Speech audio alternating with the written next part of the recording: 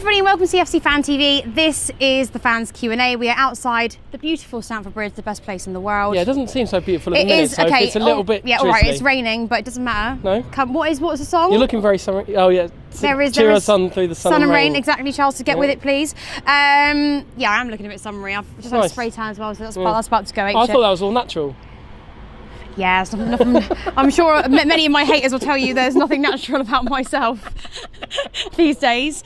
Anyway, moving on. Thank you all for tweeting. I'm all real. Yeah, thank you all for sending in your questions. We normally tweet them out, but today we did it on the community tab. Make so sure you get involved if you want to get involved on the community tab, please do. We ask you guys lots of questions, and it's just a way of those of you who don't have Twitter to interact, because obviously you are all our YouTube viewers.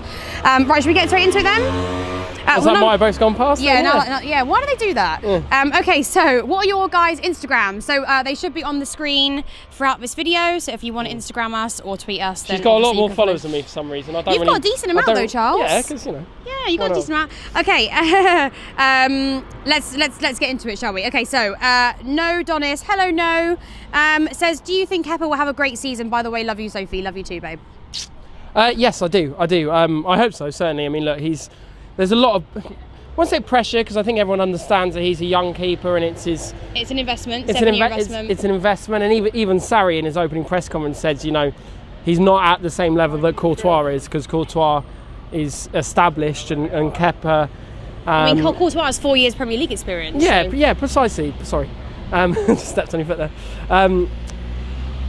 Yeah, I do. I mean, the opening signs are good, certainly, and I think.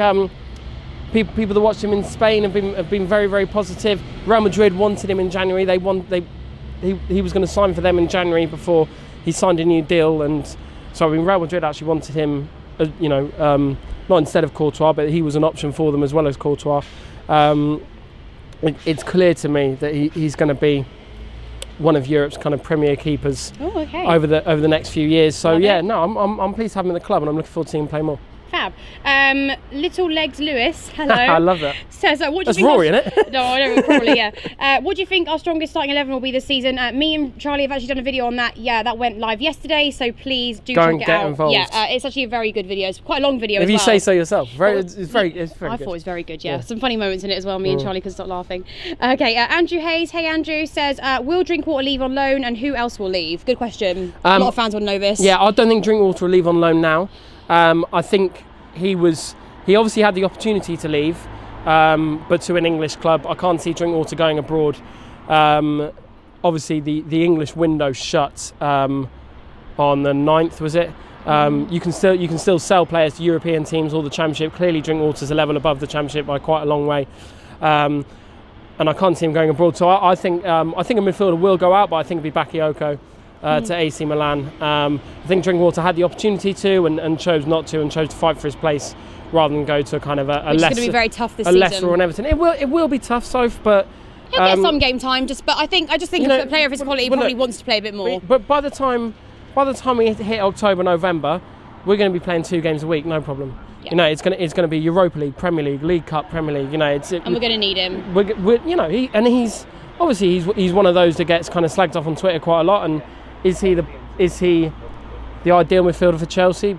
Clearly not. But you know, he has won the Premier League. He's still a competent player, still a reasonable player to have in the squad. So you know, he is going to be about, and I think Bakayoko will be the one to step out. And you know, I think that's probably best for all concerned. He will go on loan. So if he does fantastically in Italy, as I understand it is at the minute, then you know we've got every opportunity to bring him back. But look, let's face it, it's not a move that worked out for anyone last season. So. Okay, great. Next question then. What are your thoughts on Ampadu and Hudson Odoi being left out of the squad after they both had very good pre-seasons? Very early to tell though. I think Sarri's trying to, don't forget as well, he's trying to find out which players work best in his style of play. Yeah, absolutely. And I first said, I mean, Hudson Odoi is injured, or was injured for the Huddersfield game, picked up a little knock. Look, I know everyone's desperate for youngsters to be involved. I want to see the kids involved. Both those players really impress me. Again, though, do you know what? You know what? Like, it's.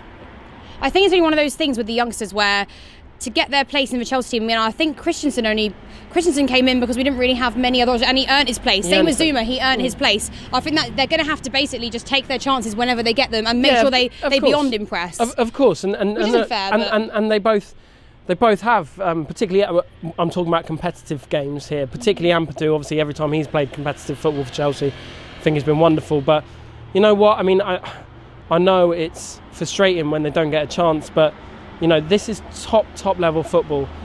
You know, it does frustrate me sometimes when I see people completely denigrate people like Pedro and Willian.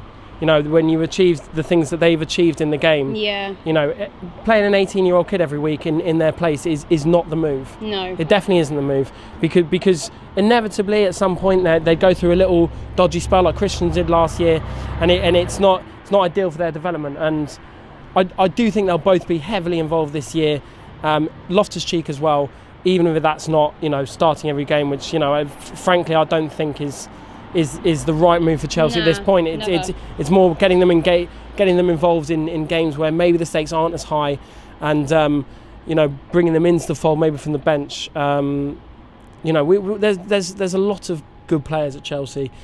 Sometimes it doesn't seem like that, but you know, the protocol for being a youngster at Chelsea has always been, you know, it is tough. There's a hell of a lot of players 100%. ahead of you.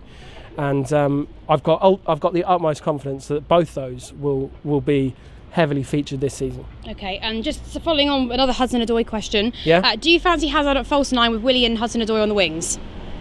I think Pedro would have something to say about that. But yeah, look, I think Hazard playing up front on his own is certainly an option. As I said in the last video, Surrey used that tactic to very good effect at Napoli with Dries Mertens. And I think Hudson-Odoi has moved himself into the position, having talked about the last question. Hudson-Odoi's moved himself into the position where he's in the conversation for a starting role. Exactly. And for an 18-year-old, you can't say fairer than that.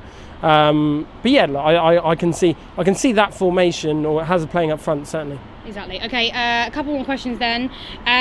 What is your positive and negative reaction from the Huddersfield game? Positive, I suppose. Okay, do you want me to go first? Yeah, go on. Sorry. Positive for me, I'm not going to say individually. I know you all want me to say individual points so that it proves that I watched the game. But it was actually more the fact that I didn't think the new players coming in, such as Jorginho, would settle in as quickly as they have done, and all play and gel well together. That's the only thing I was worried about. And considering we're playing a new formation, 4-3-3, I thought it would be a little bit tougher, and I thought we'd struggle, and I actually thought we would concede a goal, and considering we didn't do either, I was super impressed just with our all-round play, I think. Yeah, look, it was I mean, negatives. And Kante getting the first goal of the season is always ledge. Yes, nice. I think it'd be really harsh to kind of pull apart the negatives of a 3-0 away win when the team's kind of still getting used to a new style of football. They're dealing with new players coming in. Give us one very small negative. I think the first half an hour kind of bore out our fears. First 25 minutes were crap. First bore out our fears a little bit about possibly when the going's tough, if we got that spark for a goal. But you know, it's very hard to pick loads of negatives from that game. I thought overall we played very well. I thought every player turned in a decent shift, and you know, particularly some of them, Kante in particular, was fantastic. And I think, it was only Huddersfield. I think they'll struggle, but you know, it was there was a lot to be impressed. And you know, we don't want to be mean. Here on Saturday is going to be the big test. Yeah. Okay. As you lot know, we have got Arsenal. Well, this weekend, next weekend? This weekend. Yeah, that's what I mean, is it? I'm thinking when this video is going to go live. Oh, right. This weekend, and it's going to be a huge game. Somebody wants an Arsenal prediction. I don't want to go too much into it because I've got a lot of previews planned for this week. So, yeah, what are you going with? So just give us a 2. I said 2-1 though. You're going to steal mine? Yeah, 2-1 Chelsea. 2-0 Chelsea, I'll go.